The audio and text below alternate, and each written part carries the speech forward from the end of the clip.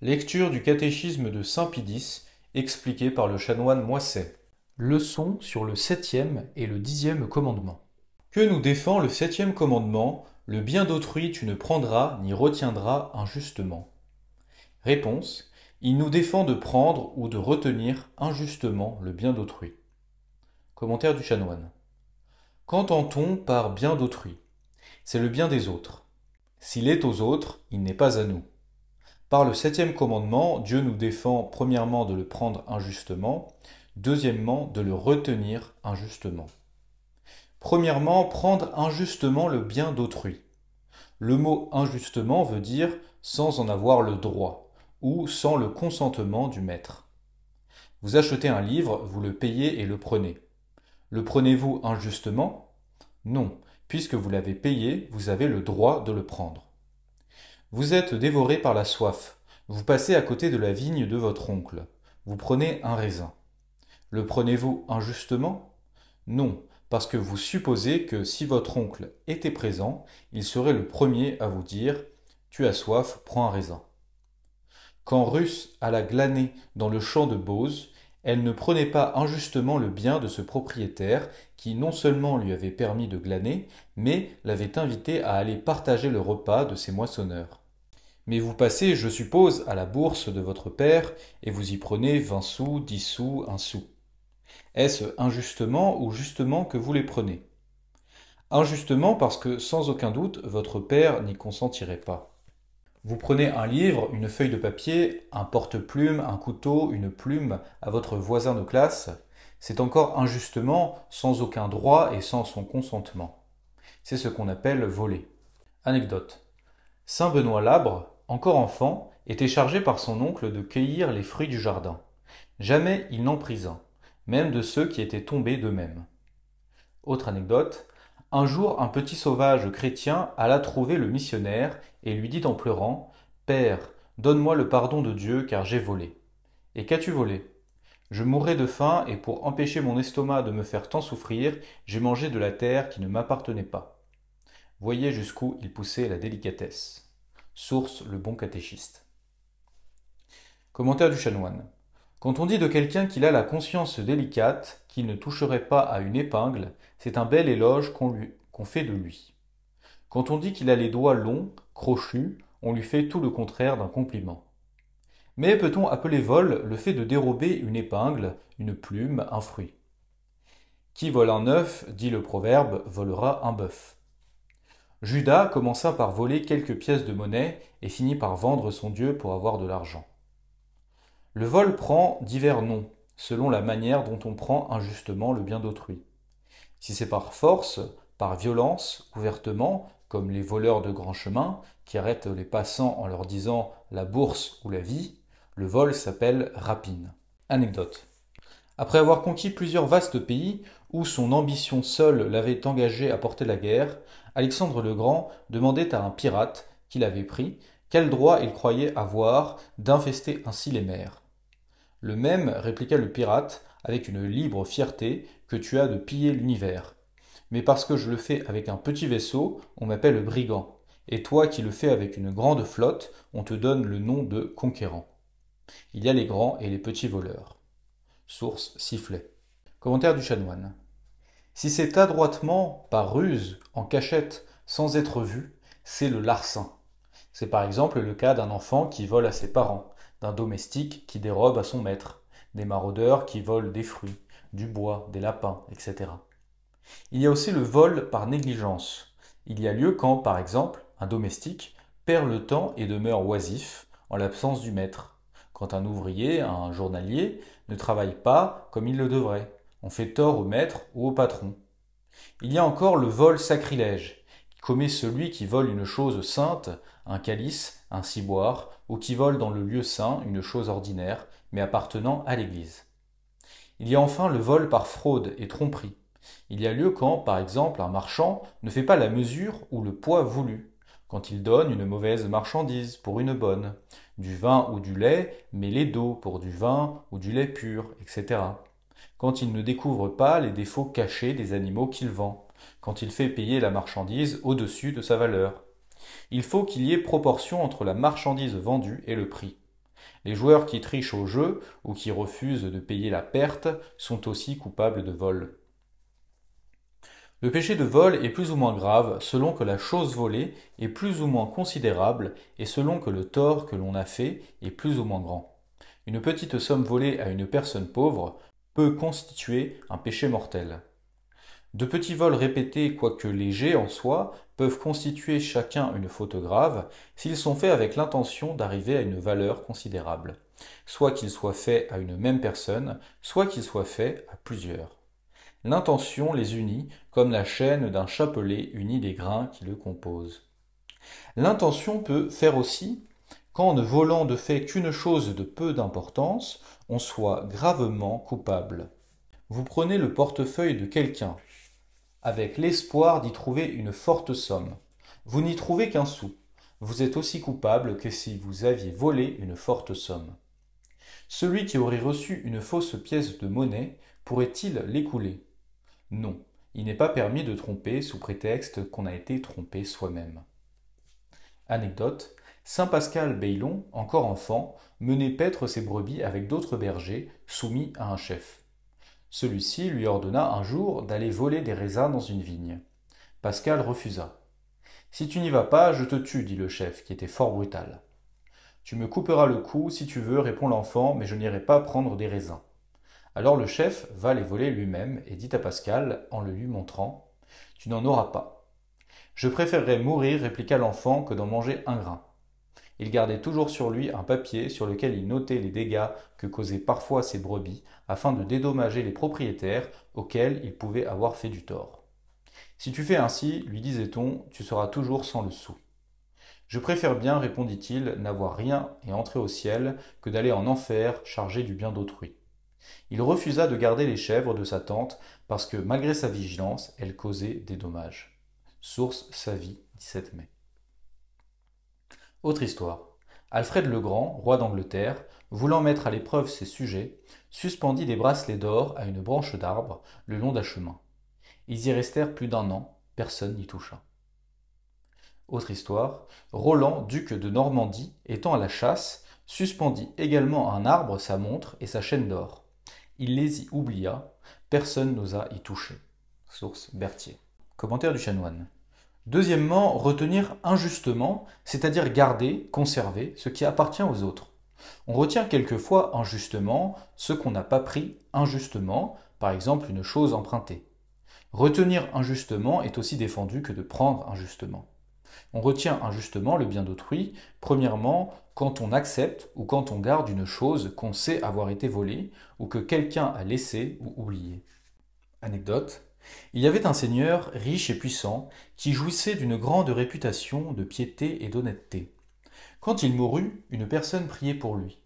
Elle eut une vision dans laquelle elle aperçut une longue échelle de feu qui allait de la terre à l'enfer. Sur le premier échelon était assis le riche seigneur. Sous ses pieds, au second échelon, était son père. Sur le troisième, son grand-père, et ainsi des autres jusqu'au 10e. Mais comment ce seigneur peut-il être damné, se disait cette personne. Il faisait tant d'aumônes et de bonnes œuvres.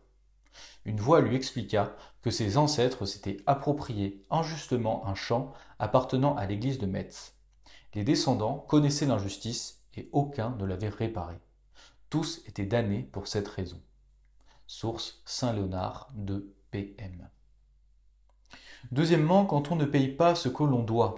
Vous avez, je suppose, emprunté de l'argent, un outil, un livre, vous devez le rendre. Si vous ne le rendez pas, pouvant le faire, vous retenez injustement le bien d'autrui. Vous ne payez pas le salaire à vos domestiques, la journée à vos ouvriers, vous retenez injustement le bien d'autrui. Anecdote. Tobie avait prêté une somme d'argent à un homme nommé Gabélus, qui, à l'époque de la captivité, avait été envoyé en Médie. Plus tard, il envoya son fils, conduit par l'ange Raphaël, pour recouvrer cette somme qui fut payée sans la moindre difficulté. Source Tobie, chapitre 9. Commentaire du chanoine. Troisièmement, quand on profite d'une erreur de compte. En vous payant du blé, je suppose, ou toute autre marchandise, on vous donne une pièce de 10 francs pour une pièce de 10 sous. Vous ne pouvez pas garder cette pièce de 10 francs. Ce serait retenir un bien qui ne vous appartient pas. Quatrièmement, quand on s'approprie une chose qui a été confiée pour la faire passer à un autre. Cinquièmement, quand on s'approprie les objets trouvés sans s'informer à qui ils appartiennent. Vous trouvez un porte-monnaie, par exemple, il a un maître, il faut chercher ce maître et lui rendre son objet. Si vous ne le trouvez pas, consultez votre confesseur, il vous dira ce que vous devez faire. Anecdote. À Carcassonne, un enfant de 11 ans arrive en retard à la classe. Le maître le gronde. Il avoue qu'il s'est retardé pour rechercher le propriétaire d'un billet de 1000 francs qu'il avait trouvé sur le chemin. Le maître, voulant l'éprouver, lui dit : « Tu devais le garder. » « Cela ne m'appartenait pas, répond l'enfant. Et quoique je n'ai vu personne, je sais bien que quelqu'un m'a vu. Belle réponse, belle conduite. Source d'Assez. Autre anecdote. Voici un très charmant raconté par saint Augustin. Lorsqu'il était à Milan, un homme très pauvre trouva un petit sac contenant près de 200 pièces d'or et d'argent. Il voulait le rendre, mais il ne savait à qui. Il écrivit sur un papier et il afficha publiquement cet avis : « Celui qui a perdu une importante somme d'argent n'a qu'à venir en un tel lieu et demander un tel. » Or celui qui avait perdu la somme vit l'affiche et se rendit chez le pauvre homme. Celui-ci lui posa plusieurs questions pour s'assurer que la somme perdue était bien la sienne, et lui rendit aussitôt ce qu'il avait trouvé. Le propriétaire, joyeux, lui remit 20 pièces, à titre de reconnaissance. Le pauvre refusa. Il offrit alors 10 pièces. Le pauvre refusa encore. Il le pria de recevoir au moins 5 pièces. Le pauvre refusa toujours. À ce coup, notre homme se fâcha, et jetant le sac au milieu de la place : « Puisque vous ne voulez rien recevoir de moi, dit-il, je vous déclare que je n'ai rien perdu. » Quel combat, ajoute saint Augustin, quel combat, quelle dispute. À la fin, le pauvre consentit à recevoir ce qu'on lui offrait, mais alla immédiatement le distribuer aux autres pauvres. Question. À quoi sont obligés ceux qui ont pris ou qui retiennent injustement le bien d'autrui ? Réponse. Ils sont obligés de le restituer, de se confesser et de faire pénitence de leurs péchés. Commentaire du chanoine. Se confesser et faire pénitence, c'est ce qu'on doit faire pour tous les péchés, mais quand on a volé, il y a une obligation de plus, c'est celle de restituer, c'est-à-dire de rendre ce que l'on a volé ou ce que l'on retient injustement. Pas de restitution, pas de pardon. Voilà la règle. C'est bien que vous avez volé, vous crie : « Nous ne sommes pas à toi, rends-nous à notre maître. » Anecdote. On vola à Saint-Médard un taureau qui avait une clochette au cou. Le voleur le conduisit à l'étable et ferma la porte à clé. La clochette tintait toujours. Il la détache et la dépose à terre.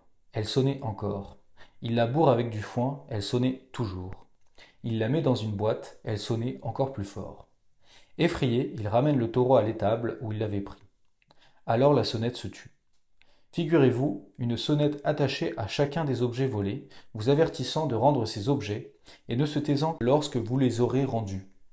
Si nos oreilles ne l'entendent pas, notre conscience doit l'entendre. Source, Petit Bollandiste, 8 juin. Autre histoire. Un usurier fameux, se voyant près de mourir, fit enfin appeler son confesseur. Celui-ci, ayant trouvé que tout le bien de cet homme était acquis injustement, lui dit qu'il fallait absolument restituer. « Mais que deviendront mes enfants ? dit le malade. « Le salut de votre âme doit passer avant tout, répondit le prêtre. Je ne puis me résoudre à ce que vous exigez, reprit le moribond au désespoir, et j'en courrai les risques. Il se retourna vers la muraille et mourut. Source, l'ami des catéchismes. Commentaire du chanoine. On entend dire souvent : j'ai bien la bonne volonté de restituer, mais je ne le puis pas. La bonne volonté n'enrichira pas celui à qui vous avez volé. Si vous ne pouvez pas restituer présentement, vous en êtes bien dispensé pour le moment, mais pas pour toujours. Il faut vous mettre à même de pouvoir restituer, faire pour cela des économies et éviter les dépenses inutiles. Vous mourrez, je suppose, avant d'avoir restitué. L'obligation ne meurt pas avec vous, elle passe à vos enfants ou à vos héritiers. Ils devront restituer à votre place. Quand doit-on restituer ? Le plus tôt que l'on peut. Si vous étiez chargé d'un grand fardeau, il vous tarderait de vous alléger.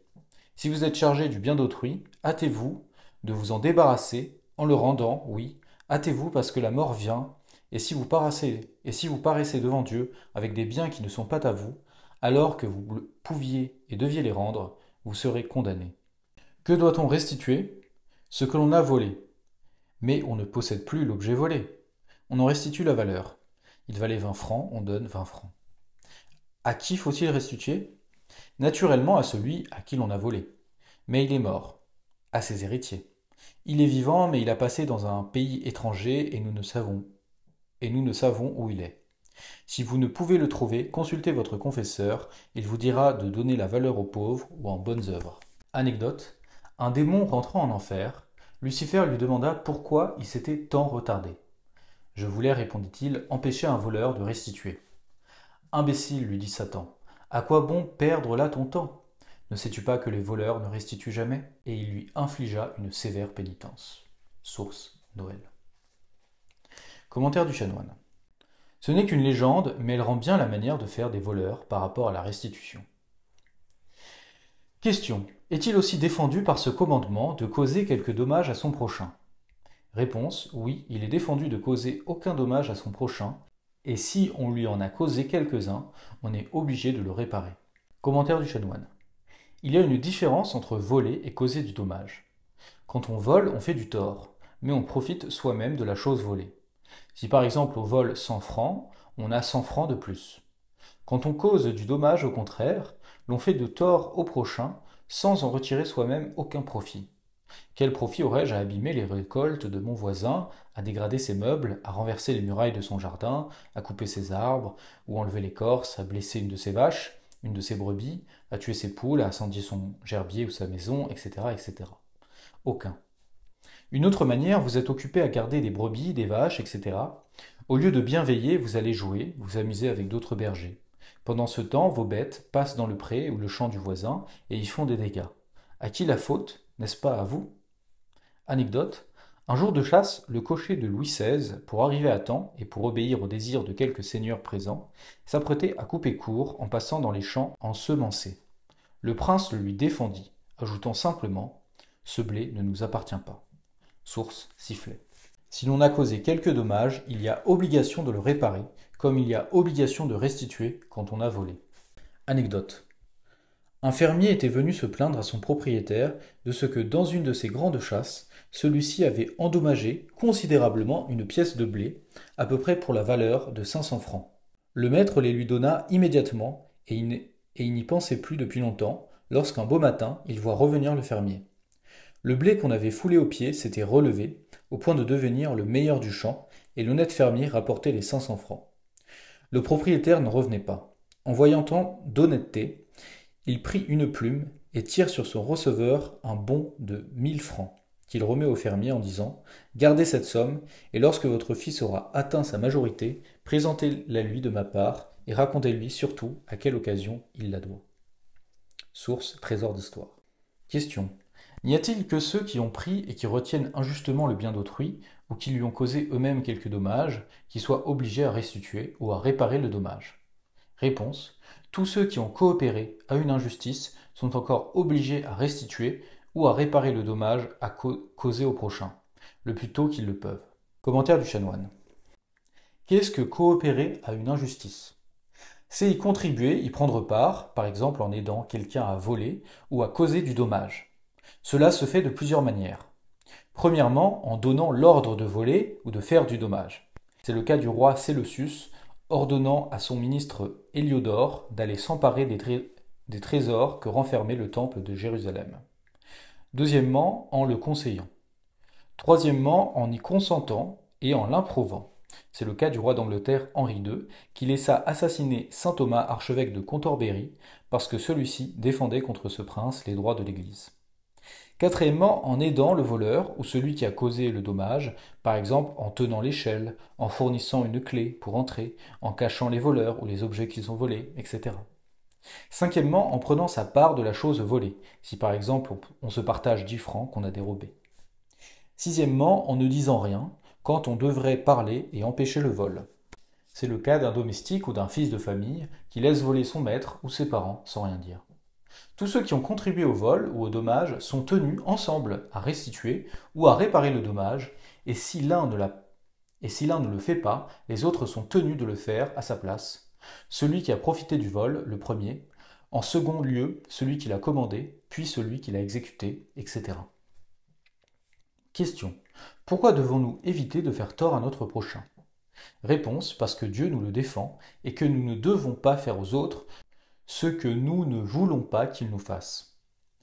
Commentaire du chanoine, nous devons donc l'éviter pour deux raisons. Premièrement, parce que Dieu nous le défend. Ce motif doit suffire. Anecdote, une mère lisait à ses enfants l'histoire d'un garçon qui s'était rendu coupable de vol. Quand elle eut fini sa lecture, elle leur demanda pourquoi il ne fallait jamais voler. L'aîné répondit, parce qu'il ne faut pas faire aux autres ce que l'on ne voudrait pas qu'on nous fît à nous-mêmes. Le second dit, parce que vous nous puniriez si nous volions. Marie, la troisième, répondit, parce que le bon Dieu nous le défend. Parfait, mon enfant, s'écria la mère, voilà la vraie raison. Source d'Hébraïn. Commentaire du chanoine. Deuxièmement, parce que la charité, comme la justice, nous défend de faire aux autres ce que nous ne voudrions pas qu'ils nous fient. Nous ne voulons pas qu'on nous vole, ne volons pas. Nous ne voulons pas qu'on nous cause du dommage, n'en causons pas. Rien de plus juste. À ces raisons, nous pourrions en ajouter une troisième, c'est que le bien d'autrui ne profite pas et porte souvent malheur, même en ce monde. Je connais deux moyens de devenir pauvre, disait le saint curé d'Ars. C'est de travailler le dimanche et de prendre le bien d'autrui. On voit des hommes qui donnent de leurs biens aux pauvres et ils n'en sont pas moins riches. On en voit au contraire qui prennent le bien d'autrui et qui sont toujours pauvres. Les fortunes mal acquises fondent comme la neige au soleil. On l'a vu pour les biens volés à la Révolution. Au sortir de la vie, que nous restera-t-il? Une fosse de 6 pieds, quelques planches, un drap, un peu de terre jetée sur notre cadavre, ce sera tout. Anecdote. Un homme riche et puissant avait usurpé à une pauvre veuve l'unique champ qu'elle possédait, afin d'agrandir son jardin et d'y construire un pavillon. Le lendemain, comme il se promenait dans ce champ, il vit venir la bonne femme avec un sac vide. « Je viens vous prier, dit-elle, de me laisser emporter de l'héritage de mes parents autant de terre que ce sac peut en contenir. »« Bien volontiers, lui dit l'usurpateur. Et elle remplit le sac. « Veuillez, ajouta-t-elle, m'aider à le charger sur mes épaules. » Comme il essayait de le soulever, « C'est impossible, s'écria-t-il, il vous écraserait. »« Eh, lui dit la pauvre femme, si ce sac plein de terre est trop lourd pour moi, comment ferez-vous pour porter durant toute l'éternité ce champ que des milliers de sacs ne pourraient contenir? Il vous écrasera, il vous entraînera en enfer. » Source d'Assé. Commentaire du chanoine. Pour nous résumer, nous dirons, le 7e commandement nous défend 4 manières de faire tort au prochain. Premièrement, prendre injustement le bien d'autrui ou voler. Deuxièmement, retenir injustement le bien d'autrui. Troisièmement, causer du dommage au prochain.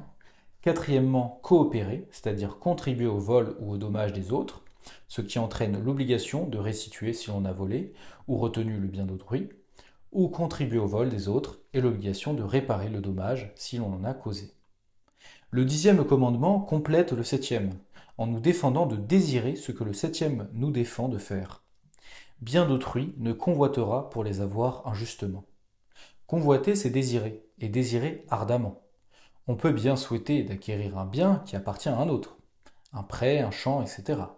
En l'achetant par exemple, comme le fit Abraham. Il désirait beaucoup avoir le champ d'Éphron, dont il voulait faire un lieu de sépulture pour Sarah, son épouse, et pour lui, mais il entendait le payer. Ce qui est défendu, c'est de désirer l'acquérir injustement, par la fraude, un procès injuste, etc. On convoiterait encore injustement si l'on souhaitait la mort de ses parents, pour avoir leur succession, si l'on désirait quelque malheur, maladie, famine, procès, pour en retirer son avantage. Anecdote. 3 hommes, voyageant ensemble, trouvèrent une forte somme d'argent. Ils se la partagèrent et, chemin faisant, ils se demandaient ce qu'ils en feraient. N'ayant pas de quoi manger, ils envoyèrent l'un d'eux à la ville voisine pour acheter des vivres. En chemin, celui-ci se disait « Me voilà riche, mais je le serais bien davantage si j'avais trouvé seul le trésor. Si j'empoisonnais les vivres que je vais chercher, je dirais que j'ai dîné en ville, mes compagnons mangeraient sans défiance, ils mourraient et j'aurais tout le trésor. » Pendant ce temps, les 2 autres voyageurs, assis à l'ombre, disaient entre eux « Si nous poignardions notre camarade, nous aurions sa part de plus. » Quand il revint, ils se jetèrent sur lui et le tuèrent. Mais ils mangèrent les vivres empoisonnés et moururent. Ainsi le trésor n'appartient à personne. Ils furent bien punis de leur convoitise. Source d'Assé. Commentaire du chanoine. Pécherait contre le 10e commandement l'enfant qui, ouvrant l'armoire de son père, chercherait sa bourse pour lui dérober 5 francs, 20 sous, 5 sous. Il ne trouve pas de bourse, il ne vole pas, mais il avait l'intention de voler. Cela suffit, il est aussi coupable que si il avait volé.